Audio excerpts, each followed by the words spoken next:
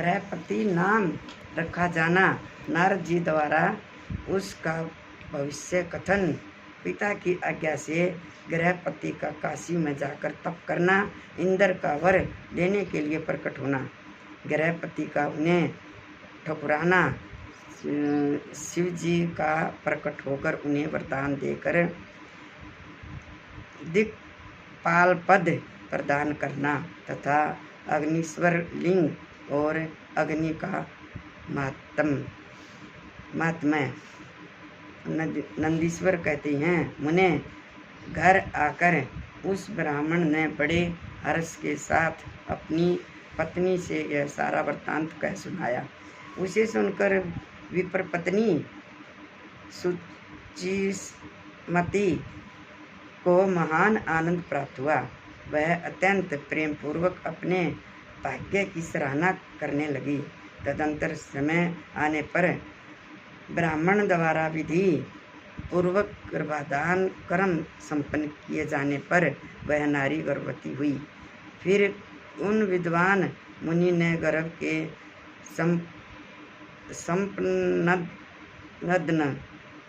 संपनदन करने से पूर्व ही पुष्टत्व की वृद्धि के लिए ब्रह्मसूत्र में वर्णित विधि के अनुसार सम्यक रूप से पुंसवन संस्कार किया। तत्पश्चात 8वां महीना आने पर कृपालु शिवानर ने सुखपूर्वक प्रसव होने के अभिप्राय से गर्भ के रूप की समृद्धि कराने वाले सीमंत संस्कार संपन्न कराए। तदुपरांत ताराओं के अनुकूल होने पर जब बृहस्पति केंद्रवर्ती हुए और शुभ ग्रहों का योग आया, तब शुभ लगन में भगवान शंकर, जिनके मुख की कांति पूर्णिमा के चंद्रमा के समान है तथा जो अरिष्ट रूपी दीपक को बुझाने वाले समस्त अरिष्टों के विनाशक और भुव स्व तीनों लोकों के निवासियों को सब तरह से सुख देने वाले हैं, उस सुचिस्मती के गर्भ से पुत्र रूप में प्रकट हुए। उस समय गंध को वहन करने वाले वायु के बहन मेघ दिशा रूपी बंधुओं के मुख पर वस्त्र से बन गए, अर्थात चारों ओर काली घटा उमड़ आई। वे घनघोर बादल उत्तम गंध वाले पुष्प समूहों की वर्षा करने लगे। देवताओं की दंदुभियां बजने लगी। चारों ओर दिशाएं निर्मल हो गई। प्राणियों के मनों के साथ साथ सरिताओं का जल निर्मल हो गया। प्राणियों की वाणी सर्वथा कल्याणी और प्रिय भाषिणी हो उठी। संपूर्णा प्रसिद्ध ऋषि मुनि तथा देवता, यक्ष, किन्नर, विद्याधर आदि मंगल द्रव्य लेकर पधारे। स्वयं ब्रह्मा जी ने नम्रता पूर्वक उसका जात कर्म संस्कार किया और उस बालक के रूप तथा वेद का विचार करके यह निश्चय किया कि इसका नाम गृहपति होना चाहिए। फिर 11वें दिन उन्होंने नामकरण की विधि के अनुसार वेद मंत्रों का उच्चारण करते हुए उसका गृहपति ऐसा नामकरण किया।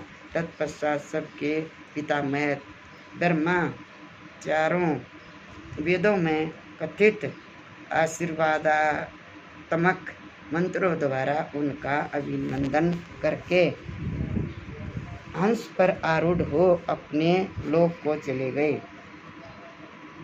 तदुपरांत शंकर भी लौकी की गति का आश्रय ले उस बालक की उचित रक्षा का विधान करके अपने वाहन पर चढ़कर अपने धाम को पधार गए। इसी प्रकार श्री हरि भी अपने लोक की राह ली। इस प्रकार सभी देवता, ऋषि, मुनि आदि भी प्रशंसा करते हुए अपने अपने स्थान को पधार गए। तदंतर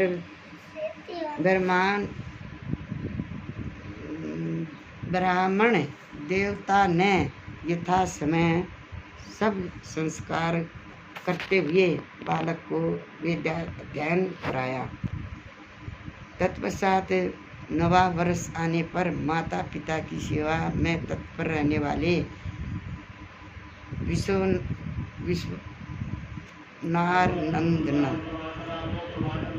विश्वानंदन गृहपति को देखने के लिए वहाँ नारद जी पधारे। बालक ने माता पिता सहित नारद जी को प्रणाम किया। फिर नारद जी ने बालक की हस्तरेखा, जिह्वा, तालु आदि देखकर कहा, मुनि विश्वानर, मैं तुम्हारे पुत्र के लक्षणों का वर्णन करता हूँ। तुम आदरपूर्वक उसे स्मरण करो। तुम्हारा यह पुत्र परम भाग्यवान है।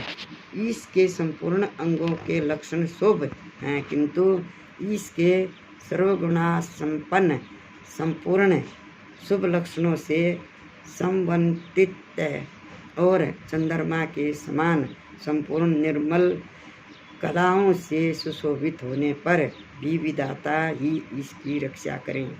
इसलिए सब तरह के उपायों द्वारा इस शिशु की रक्षा करनी चाहिए, क्योंकि विधाता के विपरीत होने पर भी दोष हो जाता है। मुझे शंका है कि इसके 12वें वर्ष में इस पर बिजली अथवा अग्नि द्वारा विघ्न आएगा। यूँ कहकर नारद जी जैसे आए थे वैसे ही देवलोक को चले गए।